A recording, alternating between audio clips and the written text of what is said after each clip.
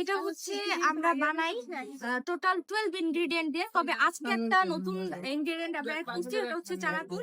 তো আমরা হচ্ছে এই যে ফার্স্টে এখানে অ্যাড করব tomato, as you can see the amount of my.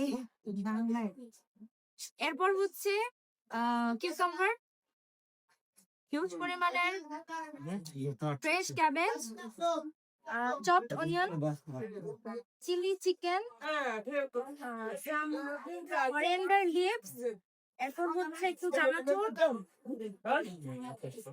এরপর হচ্ছে চিকেন জুলিয়ান কাট,